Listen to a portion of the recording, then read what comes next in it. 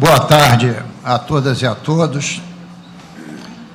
O deputado Paulo Melo está a caminho, mas para que a gente não perca o horário, porque 15 horas tem sessão, vamos abrir a primeira audiência pública da Comissão de Orçamento, Finanças, Fiscalização Financeira e Controle, marcado para as 12 horas, são 12 horas e 26 minutos, presentes, o deputado Luiz Paulo presidindo por ser o mais velho entre os parlamentares, com a presença do deputado Milton e com o deputado Zaqueu Teixeira, para a discussão do projeto de lei 2628, de 17, do Poder Executivo, que dispõe sobre as diretrizes para a elaboração da Lei do Orçamento Anual de 2018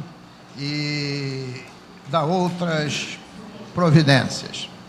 Vamos iniciar os trabalhos com a exposição do subsecretário-geral de Fazenda, senhor Luiz Cláudio Fernandes Lourenço Gomes, sobre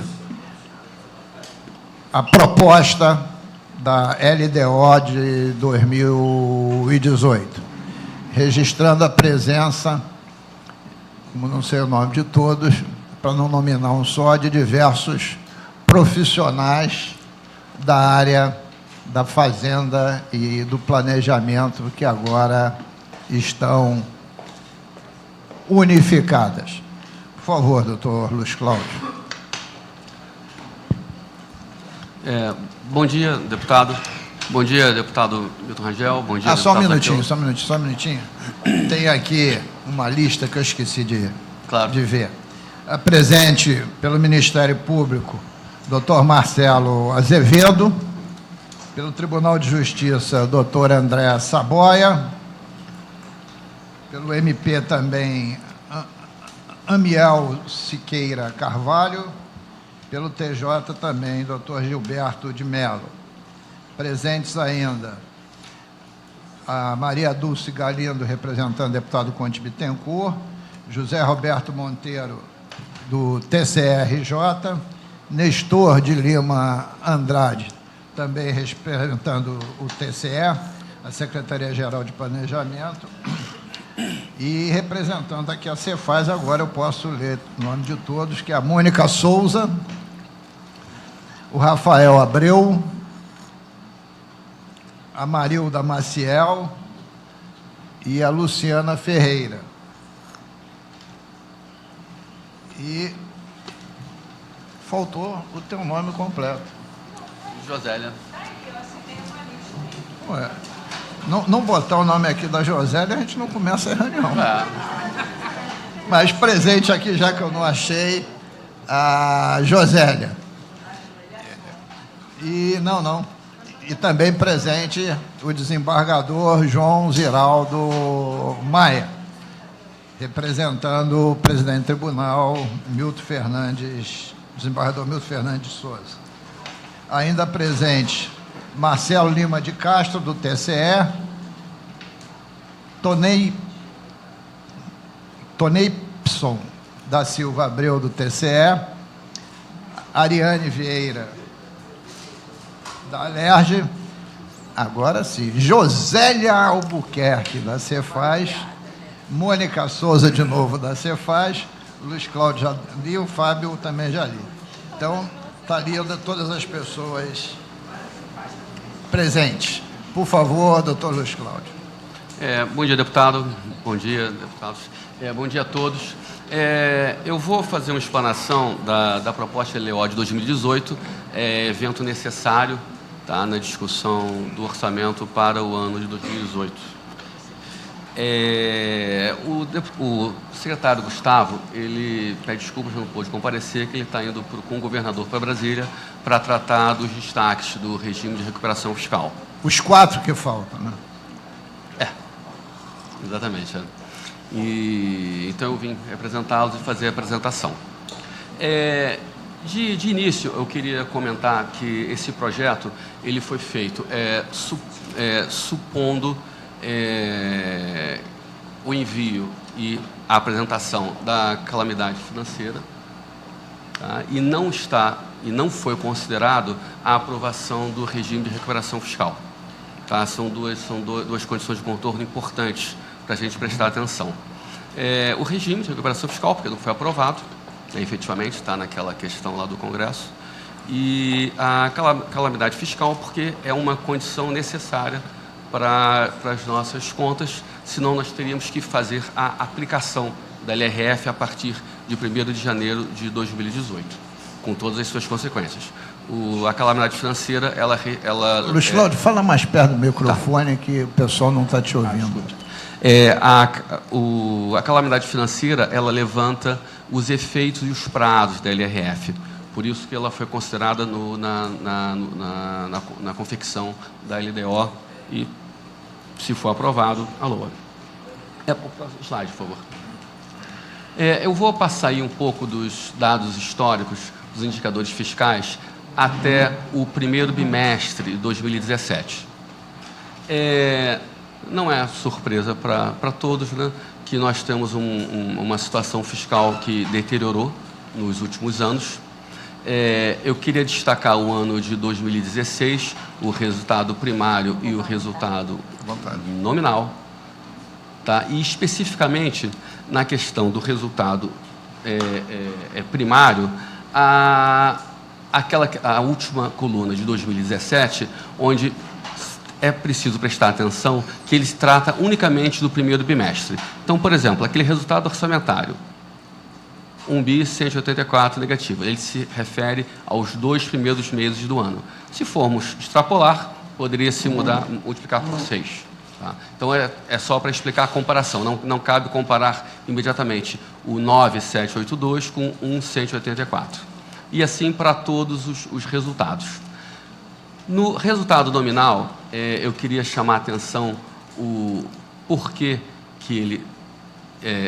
e no resultado primário, porque houve aquela diminuição, porque quando você tem, de acordo com os manuais da Secretaria do Tesouro Nacional, quando você tem um restos a pagar processado maior que a sua disponibilidade financeira, você tem que repetir a sua dívida bruta. Isso faz com que, entre os anos, você não tenha uma evolução dessa dívida. Então, por isso que, aparentemente, você pode ter uma percepção de uma melhoria dos resultados. Minutinho. Chegou o presidente Paulo Melo e também o presidente deputado Gilberto Palmares.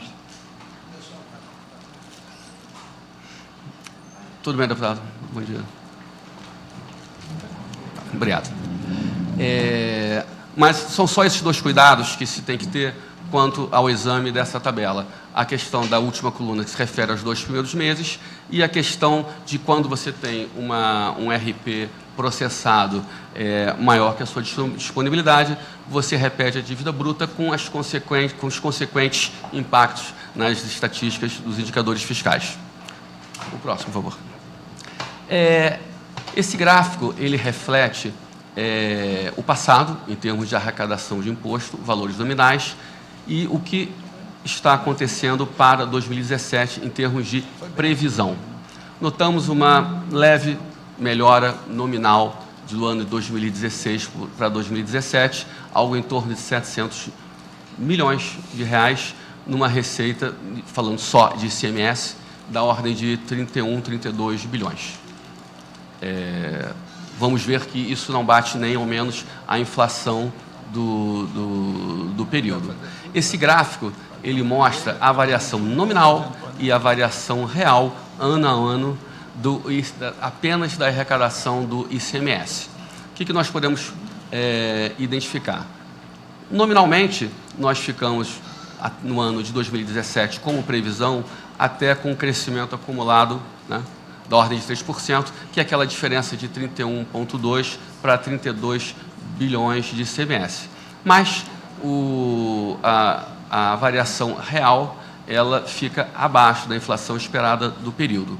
Ou seja, temos uma variação real negativa para o ICMS puro, anual.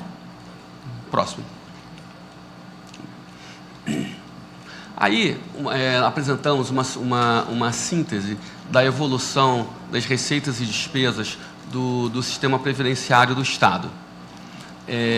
A primeira coluna mostra a evolução de despesa de inativos e pensionistas, começando em 2007 da ordem de 5,7 bilhões e indo para 2016 com 15,8 bilhões de reais. Essa é a evolução da despesa com folha de inativos e pensionistas. A segunda coluna mostra a evolução dos royalties. A terceira, receitas extras, que elas foram crescentes e elas efetivamente financiaram o Rio Previdência. Luiz Cláudio, olha só na receita do royalties, esclarecer que em 15 e 16 as receitas estão baixíssimas porque está se pagando o serviço da dívida do empréstimo de 6,1 bilhões. É da antecipação. É da antecipação, verdade. Não é 2016. se comportando assim. Não, sem dúvida. Inclusive, aproveitando o deputado, o que aconteceu? Nós temos uma crescente produção da Petrobras. Tá? Nós estamos esperando, não só para esse ano, como para os próximos 8 anos, um crescimento muito significativo da produção, que se o preço do barril e o royalties se comportarem relativamente como estão se comportando esse ano, nós vamos ver mais a seguir, nós vamos ter um belo crescimento da receita de royalties. Essa é a boa notícia. Tá? Realmente, em 2016, nós tivemos só 33 milhões, efetivamente, que verteram para os cofres do Rio Previdência por conta da operação de antecipação de royalties e participação especial. Voltando às receitas extras, o que se observa é que elas, evidentemente, como é conhecido, elas contribuíram e muito para o fechamento das contas do Rio Previdência até o ano de 2015.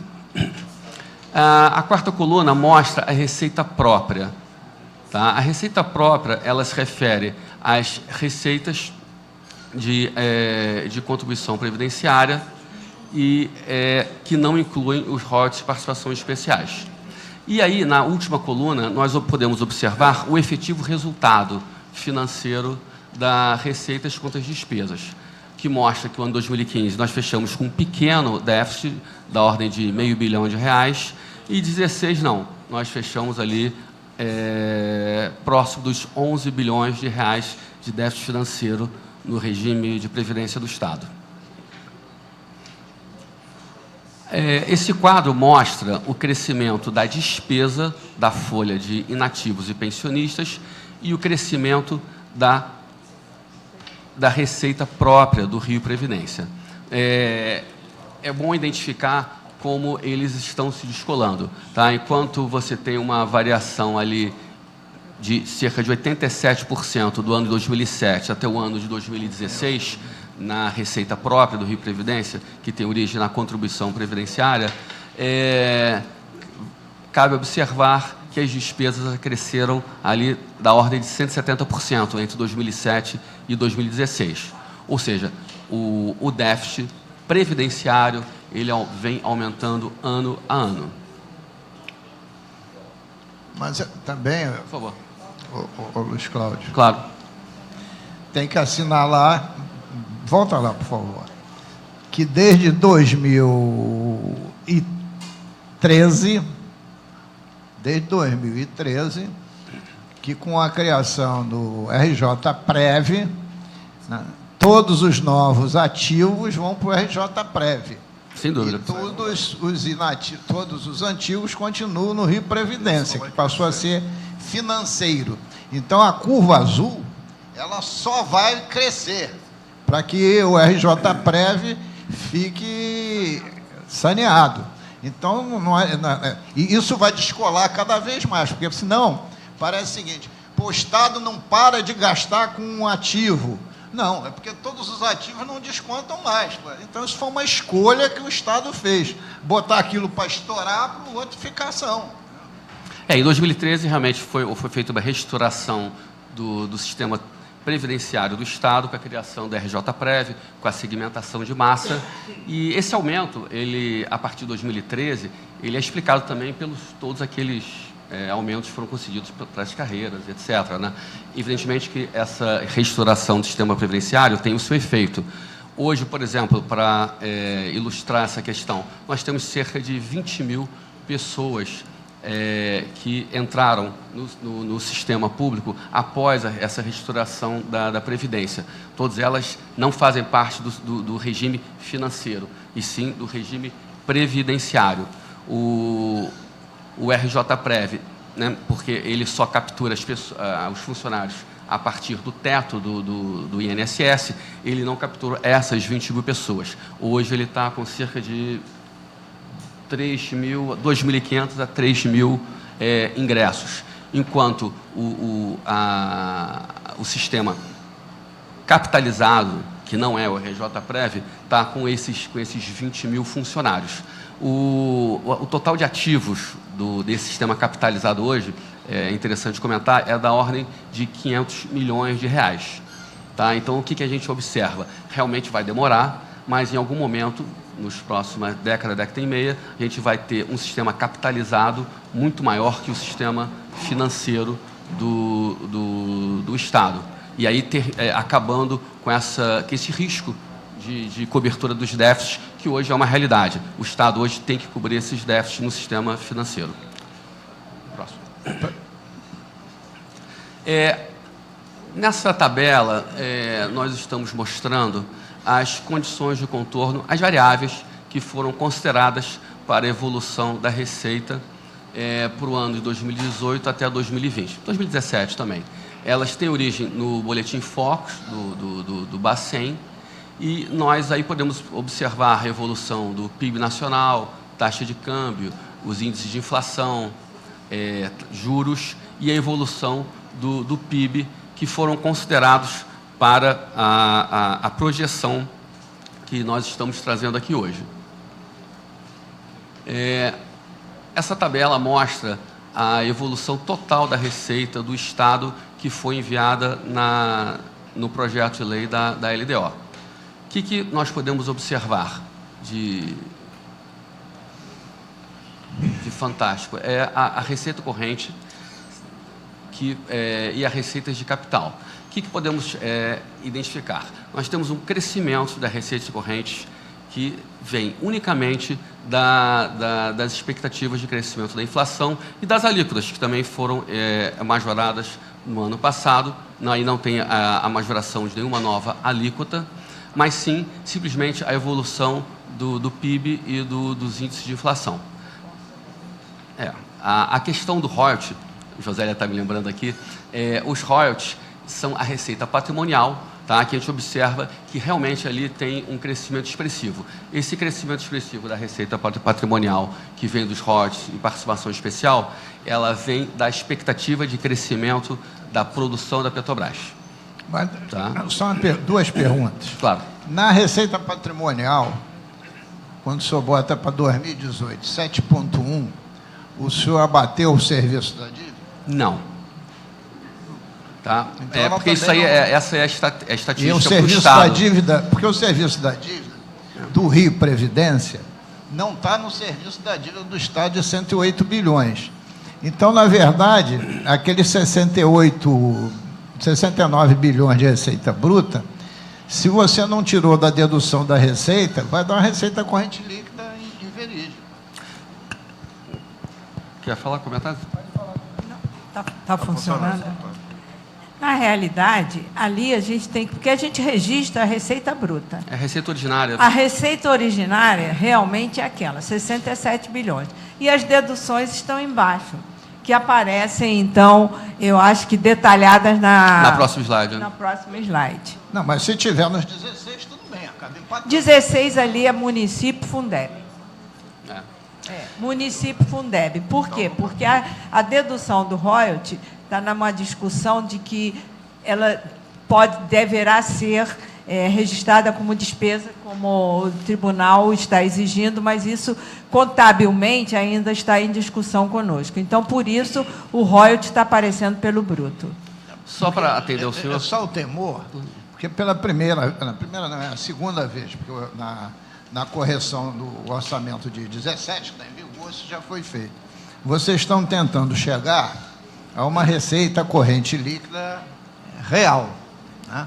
Receita corrente líquida real. Desse ano foi, de 16 foi 46,2. A minha preocupação é, de alguma forma, você computar esse pagamento do royalties como receita, e depois tu não vai ter dinheiro dele no caixa. Vai entrar nos duodécimos. E aí vão começar toda a lenga-lenga de novo. Deputado, a estatística do cálculo da receita corrente líquida, ela não é definida por nós, né? Quer ver?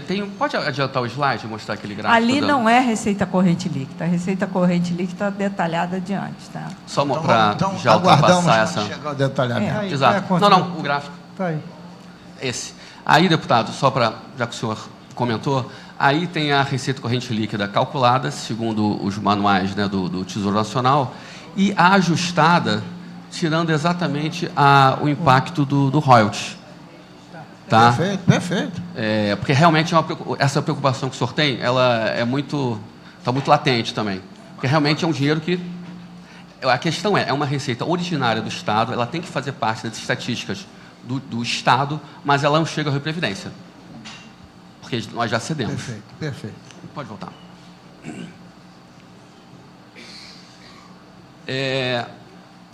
A soma da receita corrente com a receita de capital, nós chegamos à receita bruta, com as deduções da receita, que aí não está incluído aí as sessões que ocorreram, aí só está incluído o Fundeb e as transferências constitucionais aos municípios. Só um minuto, doutor André, por favor.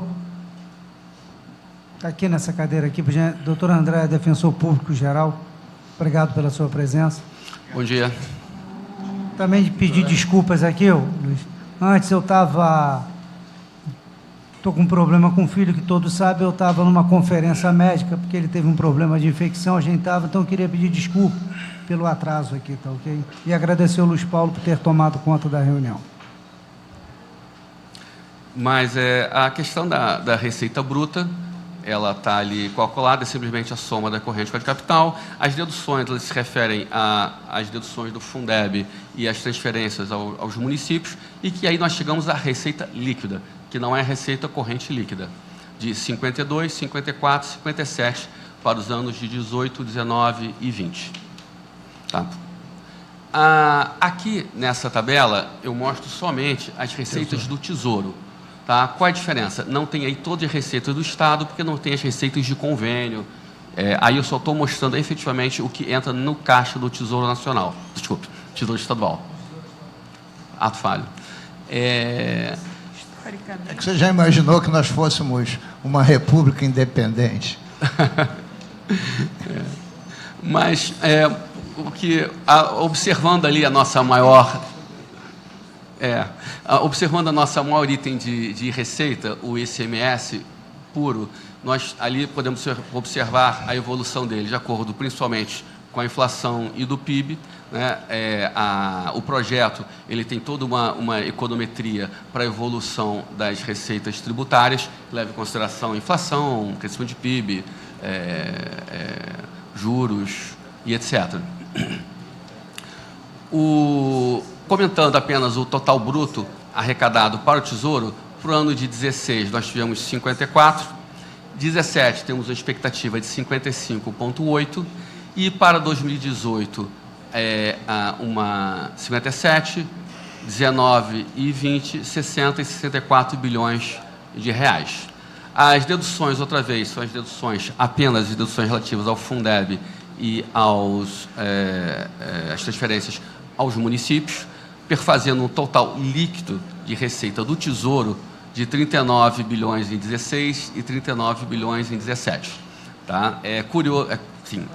Cabe ressaltar aí a pequena evolução nesses anos, né, de 16 até 18, enquanto a nossa despesa ela cresce a taxas bem maiores. Esse total líquido representa muito a disponibilidade de dinheiro para o Tesouro Estadual efetivamente fazer frente às suas despesas de folha, etc. Tá? Traduz muito a crise que nós estamos. Qual a justificativa ali daquele outros? Está tão elevado em 2016? 3 bilhões. Ali, sabe, Zé? Qual é o item? Outros. O 2.5. Ah, o 2.9 da União, desculpe. É a União. 2.9. É o 2.9 da União. Que ele Dinheiro vai... das Olimpíadas, né? Ocorreu em setembro e ele vai impactar. Aí não é o caso desse total líquido, né? Mas a gente vai observar que ele impacta a receita corrente líquida até o mês de setembro desse ano. Tá? Então, por isso que a gente espera fechar o ano aí alguma coisa com 44. Luiz Cláudio, é que eu estou fazendo um trabalho sobre esse tema e em 2016 você lançou um FEX, o Fundo de Auxílio aos Estados Exportadores, de 155. É porque eles não pagaram 15? Não pagaram 15. Que eu- 2016 pagaram duas Então parcelas. está com em 16. É a Lei Candir, né, deputado? Pois É a Lei Candir, né? Não, FEX. Na carência eles aproveitam e não Ah, o pagam. FEX. Bom, receitas tributárias, Só para destacar, né? só destacando as nossas principais receitas E as variações. Né? e as variações. Nós já comentamos as receitas, comentando só as variações, cabe notar ali a pequena evolução da nossa principal receita, que é o ICMS e o FECB. 0,84, 0,30, 0,77, evoluindo aí nos próximos 3 anos até 2019. Presidente, porque eu voltei para casa agora, de repente eu estou absolutamente desatualizado. Mas sobre o Fundo Estadual de Combate à Pobreza, nas versões anteriores ele tinha uma data prevista para acabar e sempre... a legislação hoje está mantendo ele até 2020? Foi renovado em Foi 2015. renovado. Até 2020. Em 2015 renovou. Tá. Eu também, você igual a se- Vossa Excelência, não estava na casa, mas tomei conhecimento. Não estava E é uma na- receita importante para o Estado. Ela representa hoje mais que 10% do ICMS puro. Teve uma evolução de alíquota também, né, de 1 para 2. Mas, bom, comentando então a última linha, total geral, crescimentos de receita tributária inferiores a 1% ao ano. Tá? Próximo, por favor. Nessa tabela, nós detalhamos as receitas das participações especiais, governamentais, né?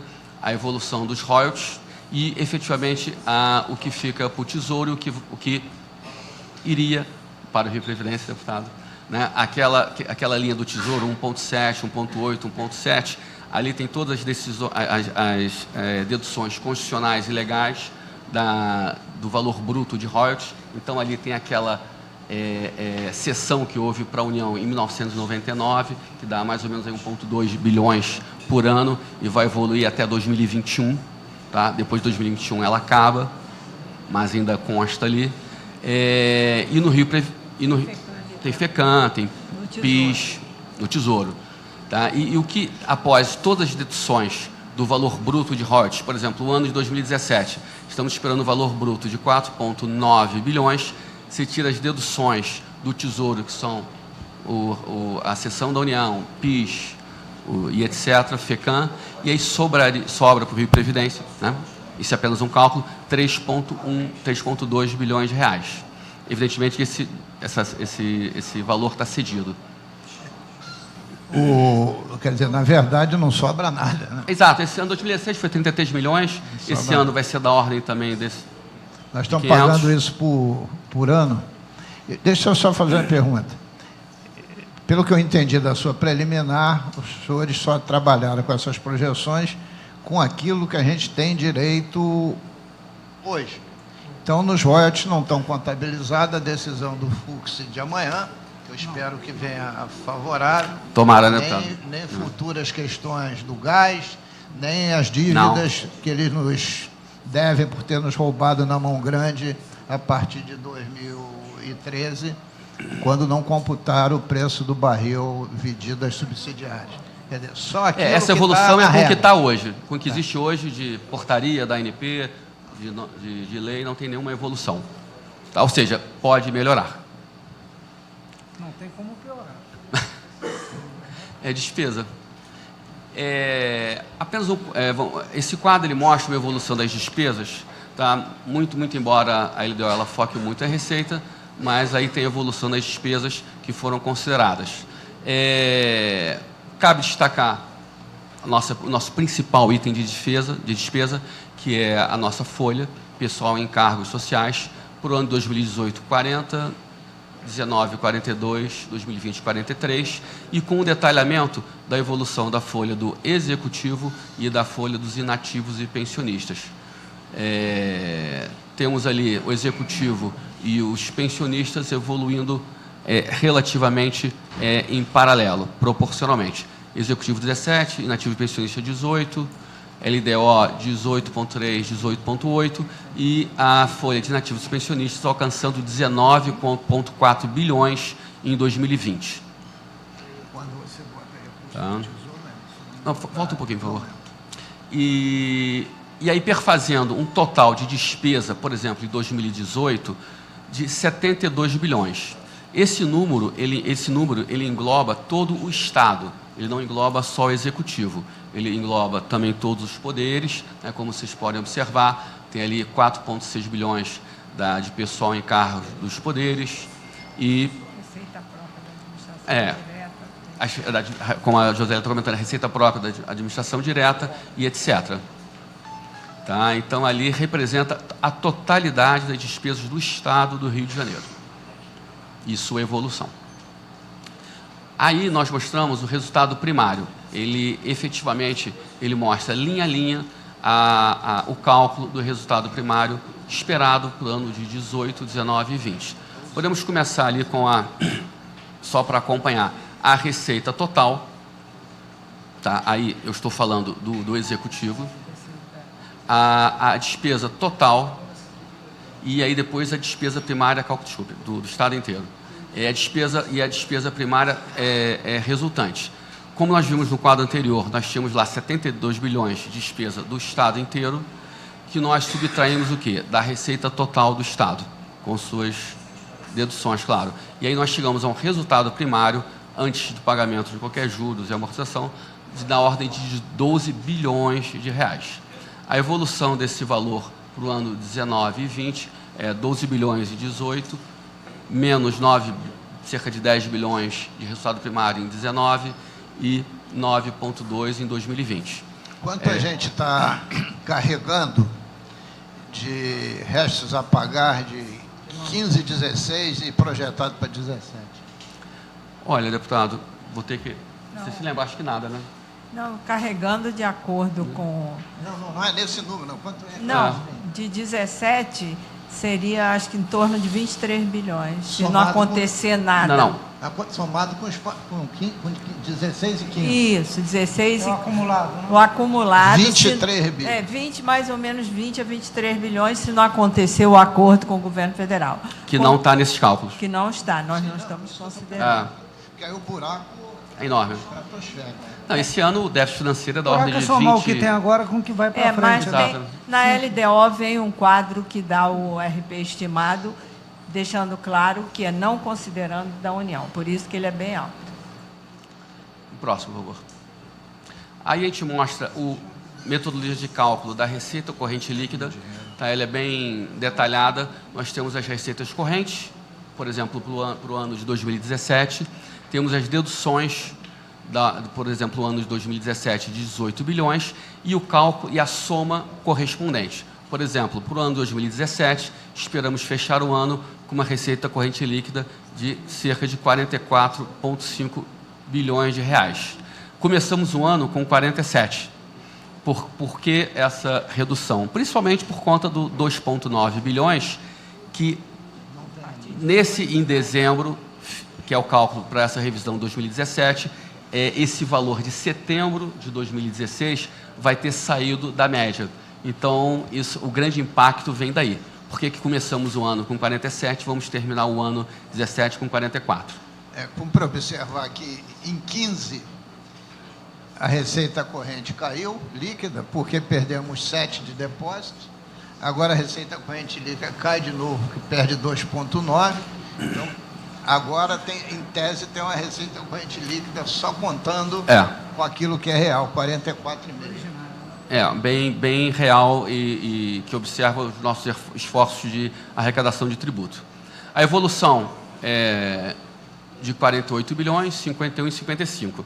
Essa evolução da receita corrente líquida, ela está poluída pela evolução de royalties de participação especial, tá? Porque, de acordo com a metodologia de cálculo, eu não tenho como retirar, é uma receita originária, mas ali o cálculo assim, formal, ele está poluído. Por isso que no próximo slide a gente fez essa dedução, tá? De maneira que a gente chegasse a uma RCL ajustada, que efetivamente ela traduz o que está disponível para o Estado, para o Caixa. Tá? A gente observa que é bem diferente mesmo. Mas você vai calcular o duodécimo em cima de quê? Do ajustado ou do real? É uma pergunta só. É uma diferença sensível. É em frente do real, deputado. É do real. Como o Supremo... O desembargador até sorriu, né? Em vez dele atrasar 3 folhas, só vai atrasar 2. Mas não sorri muito não, que ainda não está transitado. Essa é a boa notícia. Julgado, não. Essa é a boa notícia. O próximo, por favor. E esse é o último slide da apresentação, onde nós mostramos efetivamente o saldo déficit esperado, tanto previdenciário quanto fiscal, para os anos 18, 19 e 20. Ela mostra a receita bruta, as deduções, que são as deduções de Fundeb e transferências aos municípios.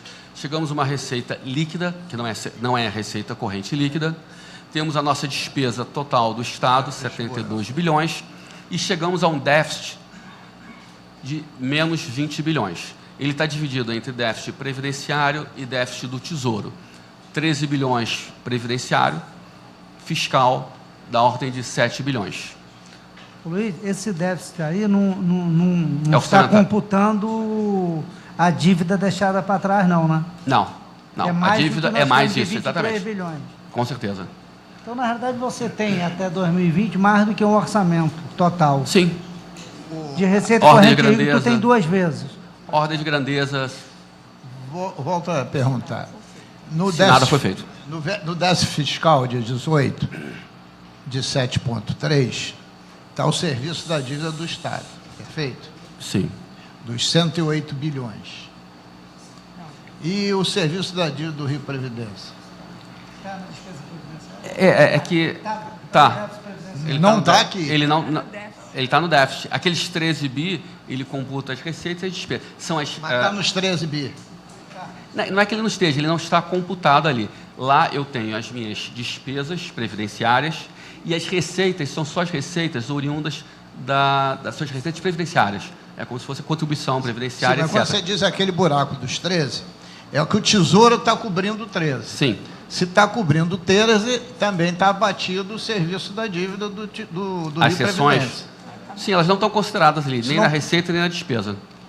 Não, está dentro dos 13. Está dentro do déficit, não? Quando você bota Sim. 13, está dentro dos 13. Sim. Não, a gente está cumprindo. Está cumprindo. Você está cumprindo com o Tesouro Tesouro, está está dentro dos cumprindo. 13. Tá É como cumprindo. a questão não é uma receita Tá que dentro está dos 13. computada no Rio Previdência mais. Quer dizer, a gente vai ter uma Sim, despesa porque de essa 19... despesa você passou para o Tesouro, então está dentro dos 13. Sim, sim. Só detalhando, né? É realmente uma despesa da ordem de 18, 19, uma receita previdenciária da ordem de 5 e gera esse déficit. A receita é contribuição previdenciária. Tá? E, bom, essa é a apresentação da proposta da LDO, presidente. Tá? Só um comentário que eu fiz no início. Essa proposta, ela não leva em consideração nenhuma aprovação do regime de recuperação fiscal que está sendo discutido no Congresso, e ela leva em consideração uma proposta que foi enviada aqui pelo Executivo da manutenção da calamidade financeira para o ano 2018. Tá, mas Tá, ela de também, outra não maneira- prevê, ela também não prevê o aumento da alíquota de 11 para 14. Não, nada disso, nada disso. Tudo que tá? está no PLC 343 não está considerado. Não está sendo considerado. Tem mais alguma apresentação? Tem alguma Não, coisa? agora aberto a Eu dúvidas. queria agradecer ao doutor Marcelo Lima de Castro, do TCE, ao Toneipson, é isso mesmo? Toneipson? Eu também tive dúvidas. É Toneipson? Isso é para complicar, né? Da Silva Abreu, TCR de Não Janeiro. é para complicar, para ninguém esquecer, né? Da Ariane Vieira, da Alerj, da minha querida Josélia Albuquerque, da Secretaria de Fazenda, do Luiz Cláudio, que acabou de fazer a sua explanação, do Fábio Rodrigues Assunção, do meu amigo desembargador Ziraldo, doutor André, meu querido amigo defensor público geral, da Maria Dulce, do gabinete do deputado Ponte Bittencourt aqui presente, do José Roberto Monteiro, do TCE, e de Nestor. Cadê o Nestor? Ô, Nestor. Nestor, do TCE. Sejam bem-vindos.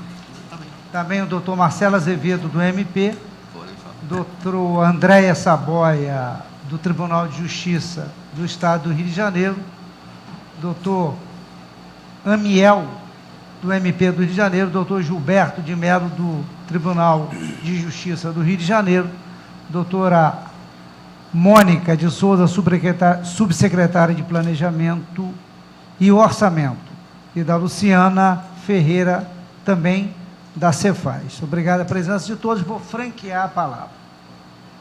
O doutor Ziraldo deseja fazer uso pelo Tribunal de Justiça?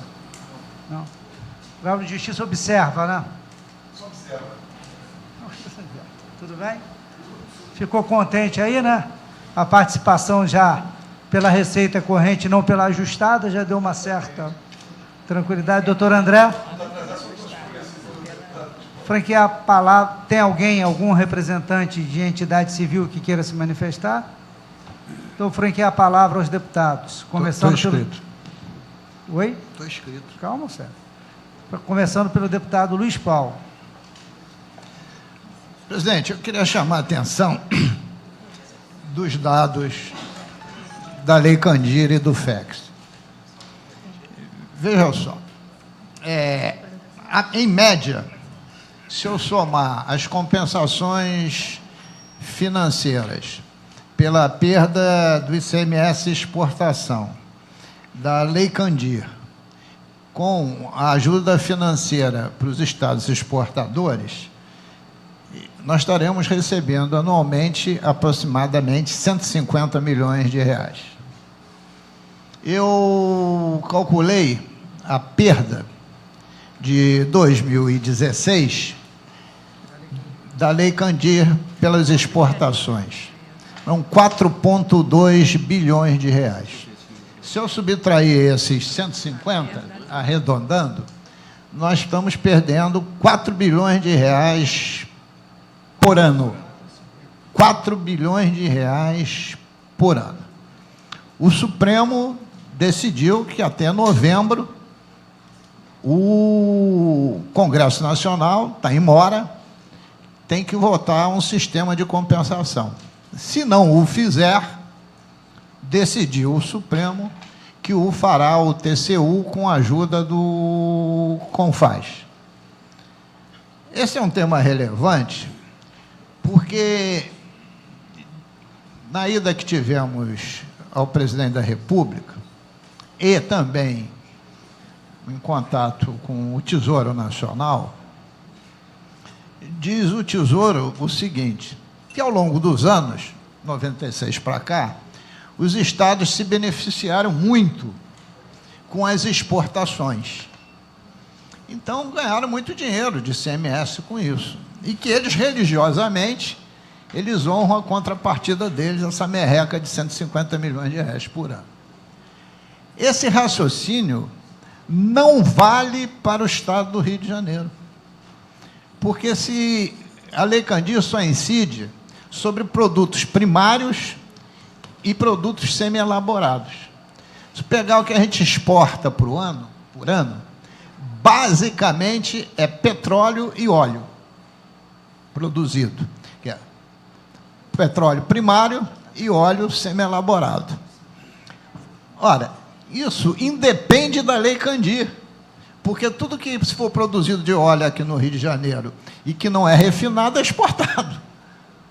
Então, esse tema é um tema, claro que tudo tem seu momento, a discussão agora é o 343, mas é uma questão importantíssima para o Rio de Janeiro, que a gente está falando de receitas de ICMS de 4 bilhões de reais.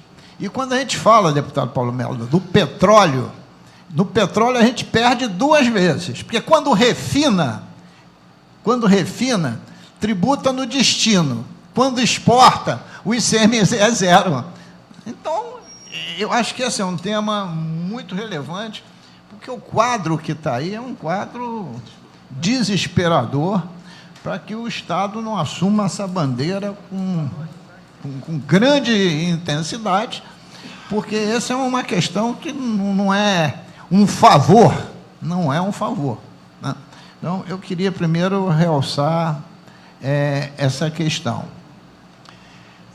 E se aprovar, que eu espero que aprove, o 343, nós vamos ter que fazer uma outra audiência para apresentar esses dados da LDO revistas, né?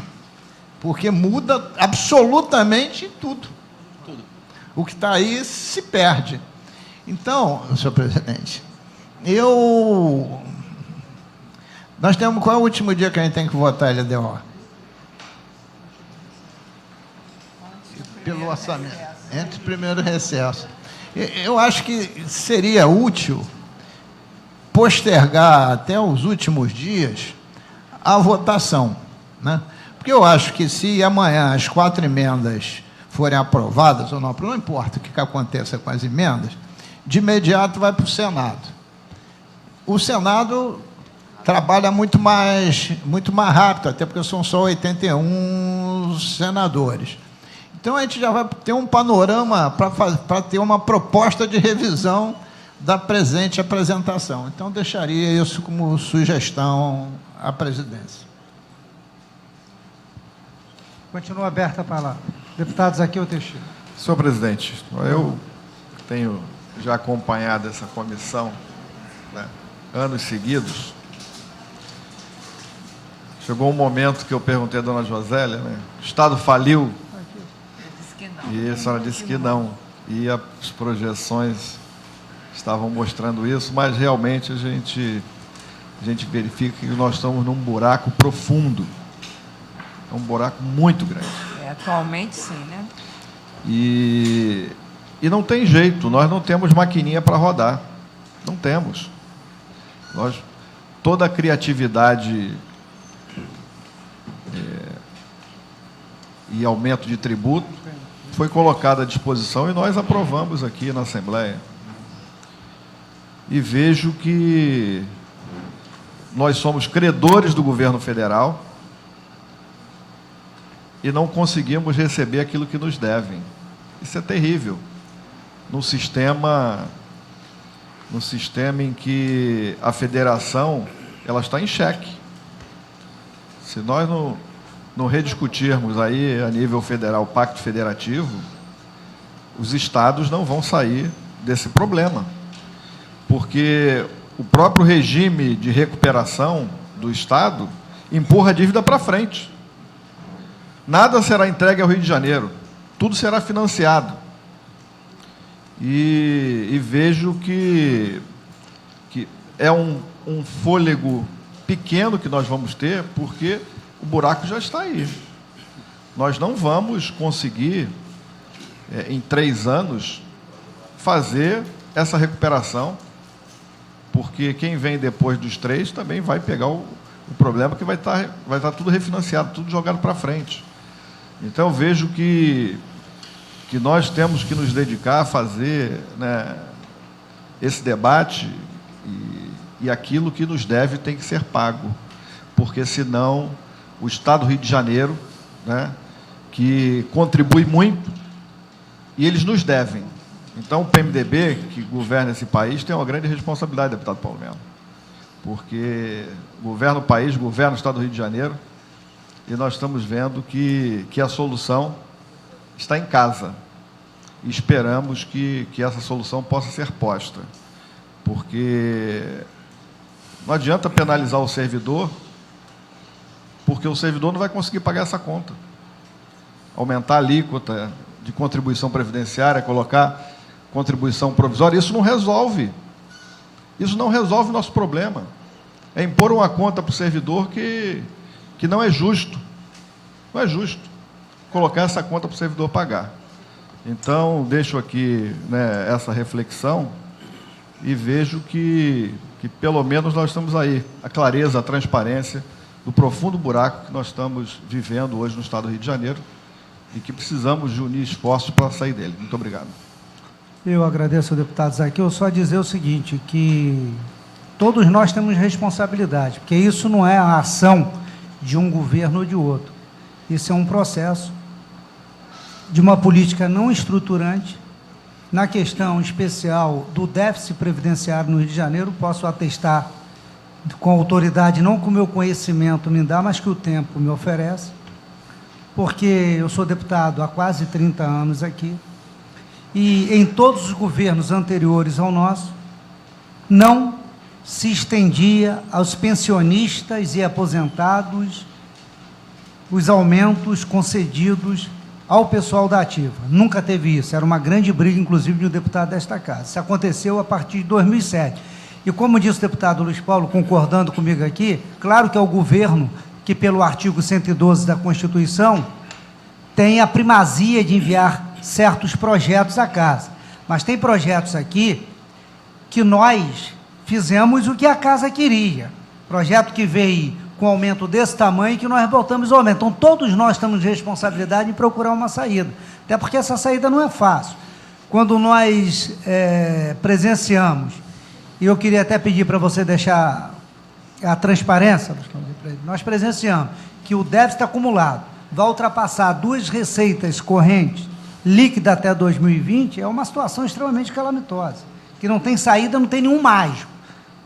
Se trata de ter alguma engenharia política, administrativa e financeira que permita... Aí eu acho que sim. Não é o governo do PMDB, o governo federal tem uma grande responsabilidade com o governo do Rio de Janeiro.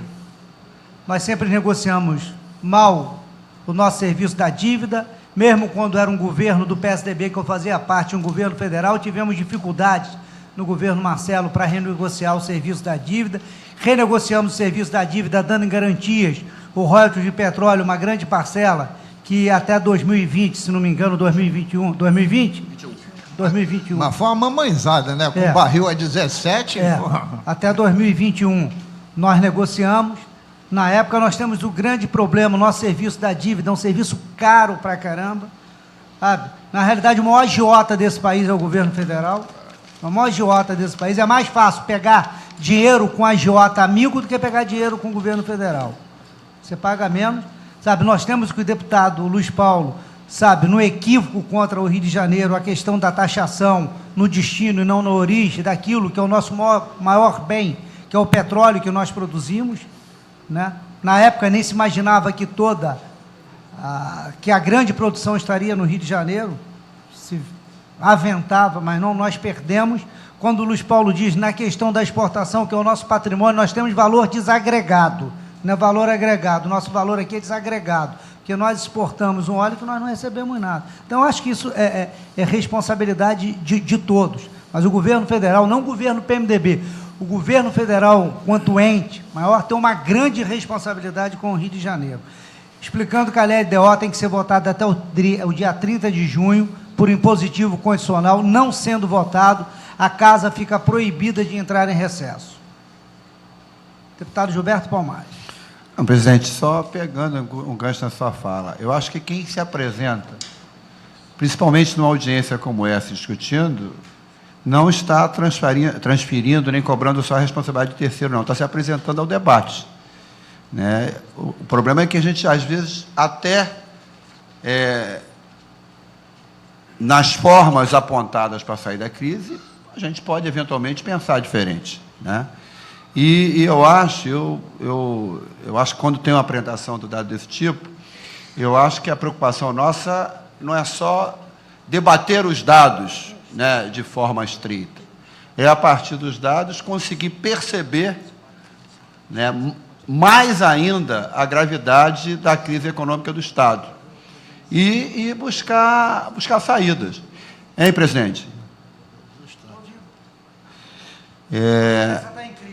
Não estou em crise, é porque eu acho que a gente aqui está dialogando, a gente não está falando para a gente mesmo, está dialogando. Vossa Excelência falou, quando passar a crise, eu estou brincando. Sim.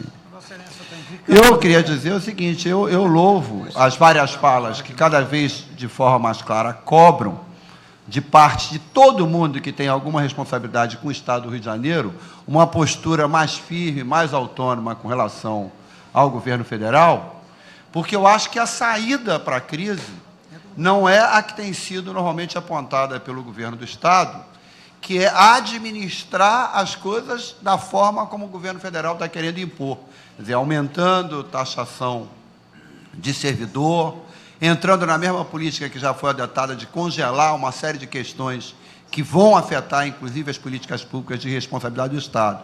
Eu acho que passa por a gente assumir. Por exemplo, Vossa Excelência mesmo acabou de falar uma coisa que já foi dito muito aqui em tribuna em anos passados, sem que encontrasse muito eco, que é um absurdo que a principal riqueza do Rio de Janeiro, que é o petróleo, exatamente ela, na questão da energia, a tributação do ICMS. Quer dizer, quem tem mais petróleo é o Rio de Janeiro, mas você extrai petróleo e enriquece com o ICMS São Paulo, que já é extremamente rico. É preciso, eu acho que esse debate é bom, porque é preciso que haja efetivamente uma mobilização mais efetiva, mais intensa, de quem governa o Estado, de quem tem responsabilidade na Assembleia Legislativa, de quem tem mais interlocução com o governo federal, que no caso, como disse o deputado Zaqueu, é o PMDB sim, mas não exime todo mundo, quem apoia o governo e quem é contra, de se somar para defender o Rio de Janeiro. E eu encerro dizendo o seguinte: eu acho que tem um limite de 30 de junho, pode até ultrapassar se o recesso não iniciar, mas acho que isso também revela da gente pensar emendas ou a discussão da LDO, porque ela é que vai nortear a lei que a gente vai votar no final do ano, do orçamento do ano que vem.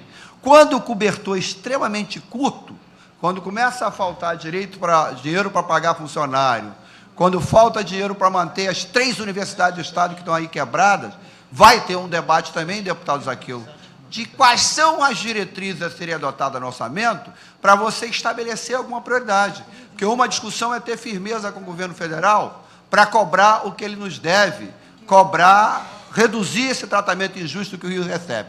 A outra discussão é como os poucos recursos que existem, como é que eles vão ser utilizados em cima de que prioridade. Então, ter um espaço maior para discutir a LDO é importante também por isso, porque o orçamento é discutido no final do ano, mas é a LDO que vai nortear a discussão do orçamento. Então, eu somo com o deputado Luiz Paulo, que eu acho que é preciso que, além de audiências como essa, hajam mais espaços, inclusive públicos, de debate da LDO, antes que a gente leve a plenário para votar. Perfeito. Um dos maiores estudiosos aqui na Lei Candir é o deputado Luiz Paulo, que, inclusive, pegou um trabalho brilhante de outro município, de outro estado, e adaptou para o Rio de Janeiro. A Lei Candir, Lei Complementar LC 87, de 1996, era uma lei transitória para resolver uma crise momentânea. Né? A balança comercial lá embaixo do Brasil, precisa ter um equilíbrio na balança comercial, e ela se tornou uma lei perene, né? E ninguém toma uma decisão. Deputado Luiz Paulo. Eu queria só voltar a 2 questões. Uma que o deputado Paulo Melo abordou, que eu queria chamar a atenção. É claro, e eu concordo com Vossa Excelência, que os sucessivos governos, né, vamos para ser justo, e até a fusão, né, 75, não tiveram grandes preocupações com aquilo que era fundamental, capitalizar o Rio Previdência. Mas há de convir que nos últimos 10 anos, além de não capitalizar o Rio Previdência, os governos promoveram a sua descapitalização. Porque, deputado Paulo Melo, e o Tribunal de Contas não vai me deixar mentir, tomar 6,1 bilhão de reais à Caixa Econômica, ao Banco do Brasil, e lançando debêntures em Delaware, e hoje tem que pagar um serviço da dívida de 18 bilhões, porque já teve um wave no meio do caminho, é um brutal processo de descapitalização. Você está trocando um adiantamento de 6 por uma saída de 18, num período que não ultrapassa uma década. Né? Então, para mim, essa é uma decisão de gestão profundamente errônea. Até porque, por exemplo, só de me dizer assim, não, mas quando o Rio Previdência adotou essa medida, ele mandou um projeto de lei para essa casa. E eu queria lembrar que só mandou porque a gente criou um grave problema no Colégio de Líderes. A Josélia de lembrar, porque, como ela é antiga, ela acompanha tudo como eu, que no Conselho do Rio Previdência foi aprovada essa operação sem aprovação da LERJ. A gente que exigiu. E esse wave que teve no meio do caminho, só tomamos conhecimento depois que ele ocorreu. E esse próprio wave, que na verdade não é um perdão, foi um postergamento, uma postergação de pagamento, ele também foi tremendamente prejudicial. Então, essa é uma questão que não só eu estou dizendo, como o próprio tribunal já o disse em relatório. A segunda questão é que a União continua a tratar o Estado do Rio de Janeiro como uma unidade da federação de uma importância muito frágil. Queria alertar aos secretários de Planejamento e Fazenda, que para mim continuam sendo 2, né, apesar de fundidos, é que, recentemente, tem 15 dias, ao ler o valor econômico, eu verifiquei, deputado Gilberto Palmares, que a União, preocupada com o aumento da produtividade das áreas de Marlim, Roncador e Albacora Leste, para aumentar essa produtividade, resolveu prorrogar os prazos de concessão dessas áreas. E, ao mesmo tempo, dar algum incentivo para que essas empresas comprassem equipamentos mais sofisticados para aumentar a produtividade das áreas. Agora, está fazendo, sem consulta, com o nosso royalty também. Quer dar incentivo? Achamos justíssimo, mas que o faça com o royalty da União, que é a parte do leão, né? A União, em geral, em qualquer que seja, partilha, concessão, a parte do leão de 50% são deles. Então, vai tirar ainda do royalty da gente desses campos. Então, eu acho também que a gente tem que estar vigilante nessas questões, porque além da gente já estar perdendo, que tradicionalmente sempre perdeu, sempre que a gente cochila, ainda vem e toma mais alguma coisa. Então, eu queria chamar a atenção, porque eu acho que também na LDO é hora da gente aprofundar, como propôs o deputado Gilberto Palmares, essas questões, né? Eu tenho querido fazer audiência pública na Comissão de Tributação para discutir o plano de ajuste fiscal. Já tive que adiar 3 vezes, porque todas as vezes que marco, a equipe vai para Brasília acompanhar a votação. Então, resolvi esperar agora acabar a votação para ninguém ter mais desculpa. E até porque a gente já vai saber qual é o panorama definitivo. Porque os senhores fez bem, por isso eu não estou perguntando, que eu imaginava que hoje, esses números estratosféricos que o governador fala para a mídia, 66 bilhões, números dessa envergadura, eu até hoje, deputado Paulo Melo, eu até hoje, na tributação, nem o senhor na comissão de orçamento, não sei se o deputado Albertassi, por debaixo do pano, recebeu qualquer demonstrativo de como é que se chega a esses números. Esses números são ditos toda hora nos jornais e eu nunca vi um documento fazendo esse cálculo. Aquele serviço da dívida que o senhor colocou ali, de 7 bilhões, não foi 7? Erro de memória, ô José? 7 vezes 3 dá 21. Eu já vi, o governador falou em números muito maiores que esses. Né? Então, a gente não consegue saber do governo que cálculo é esse, desse PLC 343, que ele diz, né, para que a gente possa ter conhecimento. Eu acho que vai ter uma audiência pública em relação ao PLC 43, né? 343, aliás. E que é importante essas questões serem suscitadas, né? E eu acho que o governo tem que trazer respostas para essas indagações e para essas dúvidas. Deputado Milton Rangel. Presidente, eu acho que os números apresentados aqui demonstram parcialmente o que a gente vê hoje no Estado. Como muito bem colocou os que me antecederam, colocaram os que me antecederam, a crise tomou conta das nossas universidades, a crise tomou conta das nossas escolas técnicas, a crise está tomando conta da nossa área de segurança. Então, esses números colocados aqui são números que a gente já conhece na prática. Hoje a gente está vendo eles materializados aqui. Alguns aqui eu até achei otimista demais, na minha opinião. Mas eu queria colocar que o momento agora, acho eu, desde aquela época que fomos lá ao presidente Temer, ao Rodrigo Maia, ao presidente Rodrigo Maia, aos diversos líderes das bancadas partidárias, desde aquela época, que já vai aí um mês e meio, né? Que nós pedíamos naquela data que dessem prioridade e que aprovassem o PLC 343 nos próximos 20 dias, porque a situação nossa não suportava mais do que isso. E aquela história do político matreiro, né?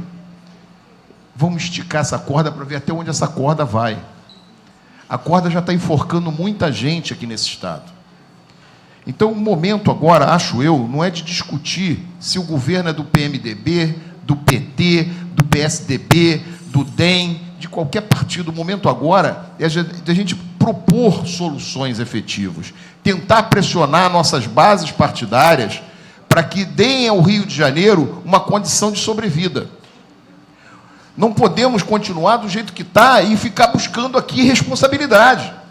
O momento é de buscar solução, é de tentar apresentar soluções para que a nossa população saia dessa situação que está vivendo hoje.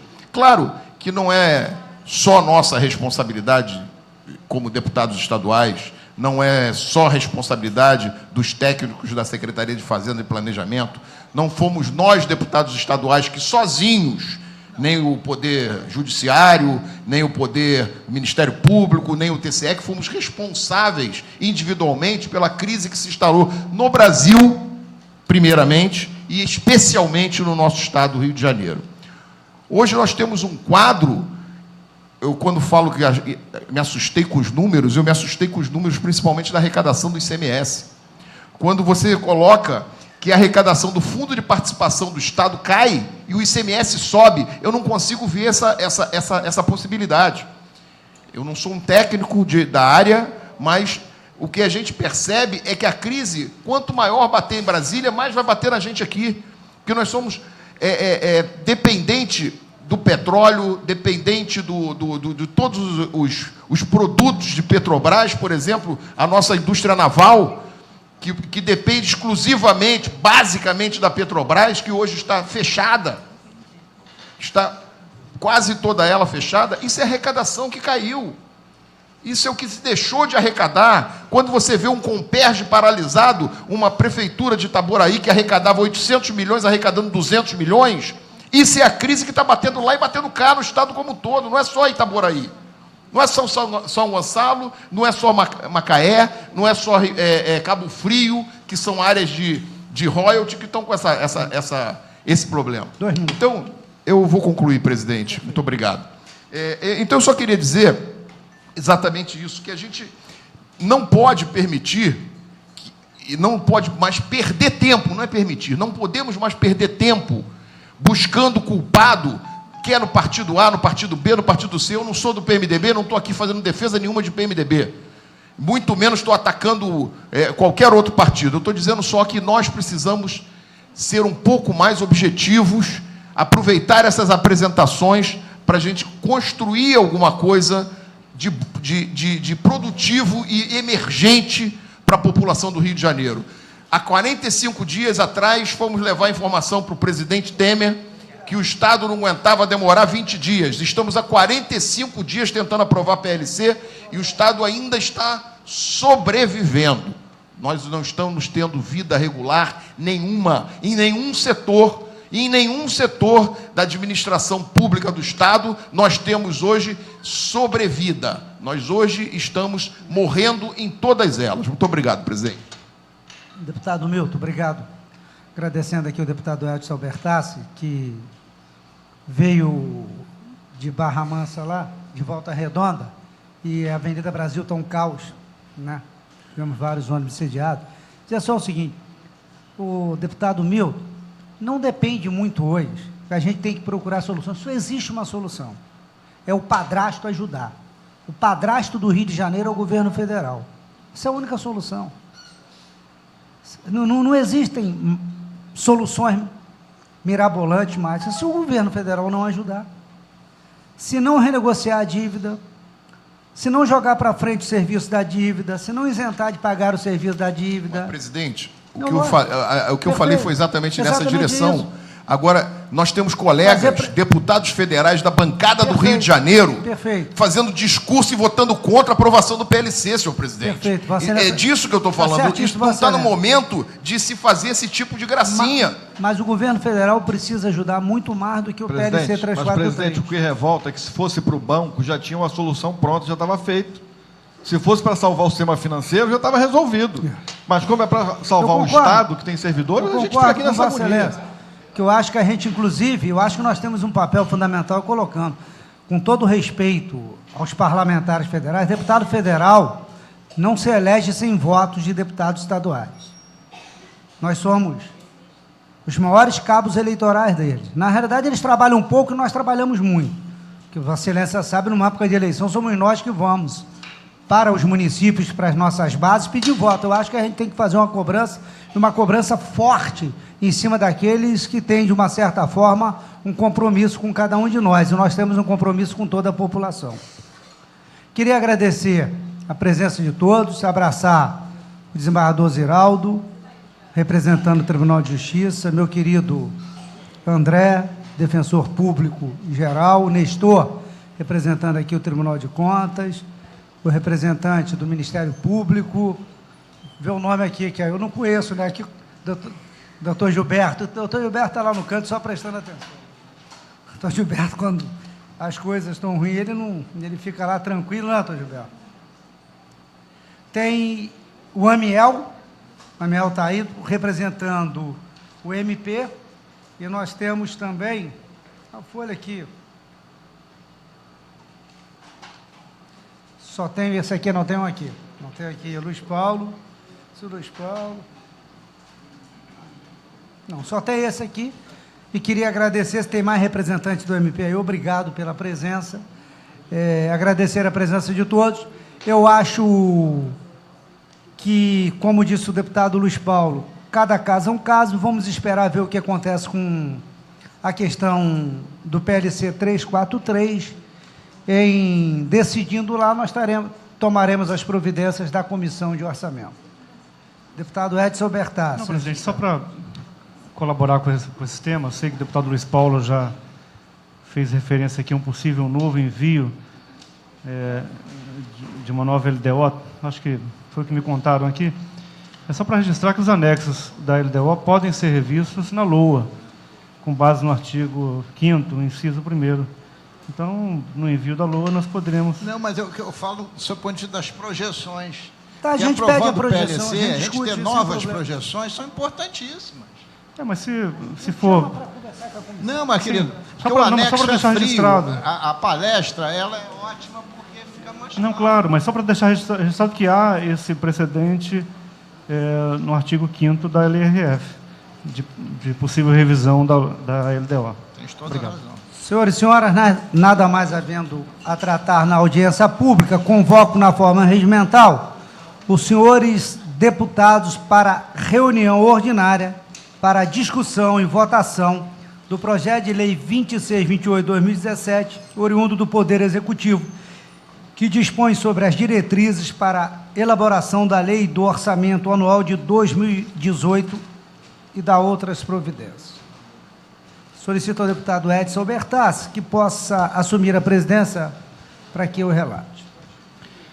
Com a palavra o deputado Paulo Melo, relator da mensagem 08 de 2017. Deputado Luiz Paulo, eu não vou ler o relatório, tendo em vista aqui a audiência pública com as interferências e interveniências de todos os deputados. Já deixou bem claro o processo de discussão aqui, as nossas dúvidas em relação às despesas consolidadas, aos déficits consolidados, a receita corrente líquida, a receita corrente líquida ajustada. Então, na realidade, me resta aqui só no preceito constitucional ver se está dentro dos parâmetros constitucionais a LDO. Então, em face ao exposto, o presente parecer é favorável ao aspecto formal e ao mérito do projeto do Poder Executivo, que segue, então, para as duas sessões subsequentes de discussão pelos senhores deputados, retornando em seguida a esta comissão para recebimento de emendas nos termos dos artigos 98 e 199 do Regimento Interno. A colocação em pauta é responsabilidade do senhor presidente Jorge Saed Pisciani, que eu torço e oro para que ele tenha a mais rápida e exitosa recuperação. Senhor presidente, Em discussão, deputado Luiz Paulo. nós ouvimos aqui o doutor Luiz, meu xará, dizer claramente que não considerou na LDO as questões relativas ao PL 343 de 2017. Então, no voto do relator, deputado Paulo Melo, o primeiro tópico do voto, quando ele diz que o que deve constar a lei complementar, as seguintes determinações, ele abre com autorização para a realização de operações de crédito, inclusive por antecipação de receita e abertura de créditos suplementares. Eu gostaria que fosse subtraído do relatório esse item. Porque nós não podemos fazer operação de crédito, porque estouramos o limite, nós estamos em 108 bilhões de reais. De 2, antecipação de receita, nem pensar, para que não entre no mesmo engodo que entrou o Rio Previdência, né? Então, eu acho que isso não devia fazer parte do texto que ora nós aprovamos. Pois é, mas eu estou solicitando ao presidente se o relator concorda de retirar isso do texto que nós vamos votar, porque nós estaríamos votando algo que nós não podemos fazer. Como é que eu vou contrair empréstimo agora se eu estourei o limite? Deputado Luiz Paulo, nesse momento o voto é quanto à admissibilidade. Não há voto de mérito ainda. Então, se Vossa Excelência pudesse considerar esse ponto e fazer esse ajuste no voto divergente que Vossa Excelência certamente dará na votação final, seria o mais Senhor mais presidente, correto. olha só, eu vou votar, jamais votei contra a LDO e o orçamento, Vossa Excelência sabe disso, porque eu não voto contra o povo, né? Então, eu vou votar abrindo uma divergência para excluir do texto do relator esta autorização, votando favorável, abrindo essa divergência. Deputado Luiz Paulo, não é do texto do relator, eu apenas estou repetindo aquilo que está na LDO. Eu não estou fazendo, não sou eu que estou dando autorização, estou dizendo que o texto da lei... Mas LDO, senhor presidente. Eu sei, deputado, mas tem que se apresentar na emenda. Sim, eu só posso apresentar a emenda lá no dia 11. Perfeito, é Mas nessa eu não- época que tem. Mas eu não estou concordando com isso Tá agora. ótimo. Tá bom, mas eu, com o maior respeito a Vossa Excelência, nessa eu não retiro, porque eu apenas replico ipsilito aquilo que consta Na proposta original. A gente tem que emendar a proposta. Eu não posso, num processo de admissibilidade, mudar a proposta original. Posso mudar na hora que votamos a emenda e até acompanho Vossa Excelência nessa emenda, mas no momento apropriado. Bom, temos 2 votos em análise. Ainda em discussão, deputado Zaqueu Teixeira. Não, eu já pensei que já... Já podemos deveria- fazer a votação? Eu voto contrário Então, e favorável. esgotado, esgotado. Não, eu vou votar favorável, claro que eu voto favorável, mas estou fazendo um O destaque voto, do para retirar deputado, esse o termo. voto do deputado Luiz Paulo, como ele vota favorável, o voto dele regimentalmente correto é favorável Com emenda. com restrições. E a restrição é retirar essa autorização aqui do texto. Esgotada a discussão, a presidência abre a votação. Como vota o deputado Milton Rangel? Acompanho o relator, senhor presidente. Deputado Zaqueu Teixeira. Senhor presidente, eu entendo que nós teremos a oportunidade de emendar a própria LDO e havendo na LDO esta autorização, emendar para que seja suprimida. Então, eu vou votar com o relator original. Eu também admitindo acompanho, a continuidade do processo. eu também acompanho o voto do relator. 4-1, aprovado o parecer original. Eu vou apresentar o voto copiando isso aqui. Só tirando esses Só vou dois. tirar esse parágrafo. Viu, A presidência- assessoria, só tirar esse parágrafo. O voto do deputado Luiz Paulo é Devolvo a favorável com presidência, deputado Paulo restrições. No caso, com restrição, né, deputado? Dá um artigo Eu não só. votei contra, não, viu? Eu entendi. Não. Os votos podem ser contrário, abstenção, contrário, favorável, favorável com restrições. Vossa Excelência votou favorável com restrição, corretíssimo. Nada mais havendo a tratar na ordem do dia, encerra a presente sessão, agradecendo a presença de todos.